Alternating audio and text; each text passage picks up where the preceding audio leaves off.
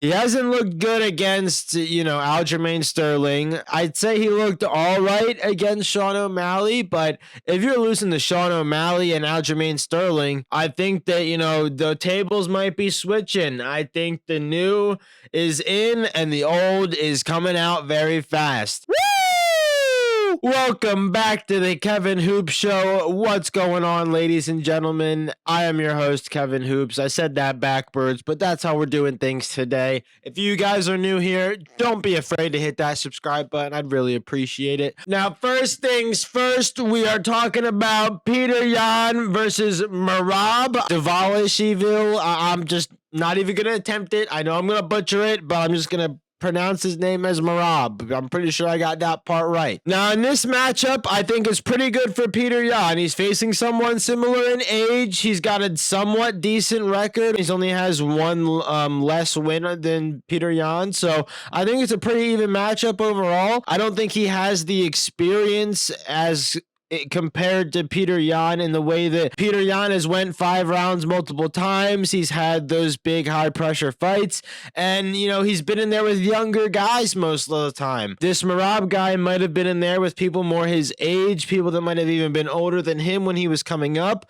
which happens to a lot of fighters, but just in the fact that he may have not been at that high top level of fighting champions. But either way, I think that Merab does have a good set of skills. I think Petr Yan has a good set of skills, but when it comes down to it, I'm giving the win to Petr Yan all fucking day, hands down. If Petr Yan doesn't win this fight, it is not looking good for Petr Yan, I'll tell you that. Petr Yan, in my opinion, should absolutely wipe the fucking floor with his fucking face. He needs to take him down and he needs to keep him on the ground. That's his, thing he's got in his back pocket whenever he wants, and he hasn't been using it that much. Now, obviously, we saw what happened with Aljamain Sterling when that whole thing started to go towards the ground, and, he got DQ'd. So maybe he's trying to avoid something on that front. But in my opinion, I think Petr Yan does have great Muay Thai as well. My main thing about Petr Yan, though, right now is he's taking a lot of risk on the feet. And when he gets caught, he just cannot recover. Honestly, I think he has a really good ground game that he just isn't using right now, which, it's perfectly fine with me, but I really think that he can use that more, especially in a fight like this, where it seems to be pretty important whether you're going to be fighting, next year or in the next few years still in the UFC. He hasn't looked good against, Aljamain Sterling. I'd say he looked all right against Sean O'Malley, but if you're losing to Sean O'Malley and Aljamain Sterling, I think that, the tables might be switching. I think the new is in and the old is coming out very fast. I just think that Petr Yan needs a win overall tonight. Not only just for his career, but I think, for his mental state. I think that either way, we've seen Petr Yan quite a lot the past year and a half, and I think that there's a reason for that, and mainly being that he's not champ anymore. He's lost 3 to 4 times now, and he needs a win back in the win column. So whether that's going to be tonight or technically tomorrow, who knows? We'll have to see, but I do think it is going to be an entertaining fight. I think that these two are pretty evenly well matched up, and we're definitely going to see a banger come Saturday night. Now, just going through some of the other fights that are going to be going on Saturday night, we've got Alexander Volkov versus Alexander Romanov, a battle of the Alexanders. I'm just going to be going through picks here and going through all the fights that are happening. I'm going Alexander Volkov right there. He's got more experience. He's got a lot of wins in the UFC and has been looking pretty good as of lately. Maybe not too well compared to, a year or two ago, but he always has that knockout potential. Going on to a catchweight fight, we got Nikita Krylov versus Ryan Spann. And honestly, I'm going to have to go Ryan Spann here. I've heard of him a little bit before. I know he's making that come up somewhat. We've got 31 against 31, so, kind of at the middle of their career in MMA, basically, maybe starting to get to those higher years. Spann does have the reach advantage, though, it looks like, and the height advantage. It's going to be a light heavyweight. So I'm going to go to Ryan Spann here. I've heard of his name in light heavyweight. I think he's going to be going and making some moves, especially right now in his career. I think that this is the time to make moves, or there's just not going to happen. You know what I mean? Especially when the light heavyweight division is in such distraught when it comes to the champion and really like how long people hold that belt. I think now's that time to start making that move up and making that run. Moving on to the third fight of the night, is going to be Ricardo Ramos versus Austin Lingo. And this is going to be an interesting one, in my opinion.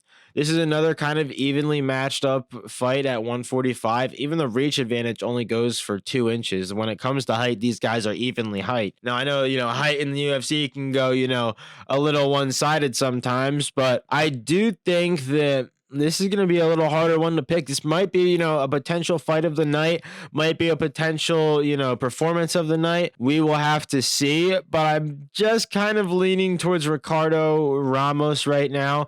Doesn't seem like Austin Lingo has a lot of experience in MMA, at least. He might have a wrestling background, might have a kickboxing background that I don't know about. But in my opinion, I think Ricardo Ramos is going to be taking this one just for the fact that he has more fights under his belt. I could be totally wrong on that one. We're just looking at these from a quick glance. I really haven't done this before, but we're going to try it now. This one has me interested. Said Nurmagomedov is back, and he's turning around pretty quickly, in my opinion. I didn't even know he was fighting on this undercard, but he is. Again, he's 30 years old. He's 17-2, 70-inch reach, fighting at 135, which I was not exactly expecting, but I guess he's been at 135 for his whole career, so shout out to Said Nurmagomedov. But we all know who the fuck I'm going with here. He's going up against Jonathan Martinez. I'm going Said Nurmagomedov all the way. Not only because he's related to Khabib, but he just looks really good. I actually saw him for the first time, I think, in one of the February cards. I forget which card it was, but he looked really good overall. His striking looked absolutely phenomenal. I don't know if he took him down at all, but if he did, that obviously looked good. But I believe that he likes to stay on the feet a little bit more than, Khabib did. So moving on to the first fight of the night, the last fight we're going to be talking about this card, Vitor Petrino versus Anton Turkalj. I'm probably pronouncing that name wrong. Turkalj. Looks like there's an L or something right before the J at the end. I don't know. But this seems like it's going to be a close fight as well. I'm not trying to say every fight is close, but just to say these guys are, one is 7-0 under Vitor, and the other guy, Anton, is 8-1. So not only are they very inexperienced, especially in the UFC, this might be both of their debuts. I wouldn't be surprised. But not only that, but, they're both kind of don't have that much MMA experience. They don't have that much time in the UFC. I'm sure they're both relatively close in age. These guys seem a little younger, 25 and 26, 6'2" and 6'3" in the height department, both 205. One guy, though, only has a half-inch reach advantage. So, you can't get much closer than that. So, a lot of these fights seem like they're pretty, evenly matched up in the stats. Sometimes you see matchups kind of happen. Either, stats are very close and very, matching, basically. You see a 77-inch reach, you see another 77-inch reach, you see one guy that's 25, you see another guy that's 25 to 26. Instead of seeing a guy that's 25 against a guy that's 36, and one guy's really good at grappling and the other guy is really good at kickboxing. Just seems like a lot of these guys are kind of close in stats, and sometimes when you fight, a grappler versus a grappler, it might not be the most entertaining thing, or a striker versus striker. We're just gonna have to see how entertaining of a fight card this is. I remember the one with the guy Knight. I'm already forgetting his first name. I can't believe I'm doing that. William Knight. I believe he might have gotten cut from the UFC roster pretty close after his fight. I'm not 100% sure on that, but I can assure you on this. His last fight in the UFC, he barely even threw an actual strike. It was very unentertaining. He got his leg completely bit up and just almost, broken basically. Like the dude just kept on letting his leg get kicked. But overall, I do think that this fight night can be looking really good, especially with Petr Yan in the main event.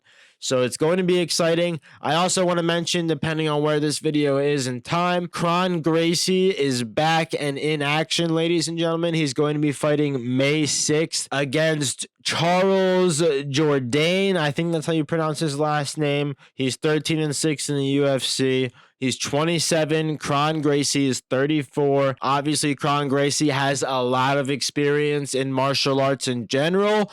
He's known as, one of the older people or one of the best people in jiu-jitsu back in the day a little bit. Obviously, he's, hasn't been too active recently. For those of you that don't know, Kron Gracie is the son of Rickson Gracie, one of the legends in mixed martial arts, Vale Todo kind of fighting back in the day. So very interesting fight there. I'm a big fan of the Gracie family. I train under a Gracie gym right now. Just an awesome family to kind of keep around and follow in the UFC. So big shout out to Kron Gracie returning on May 6th. Hopefully you guys enjoyed this video. If you did, don't forget to hit that like button, hit that subscribe button. If you guys are new here, we're going to be going live tomorrow, Saturday at 6 to 5 p.m. Tune in and look for that on the channel. And with that, ladies and gentlemen, have a great fucking day.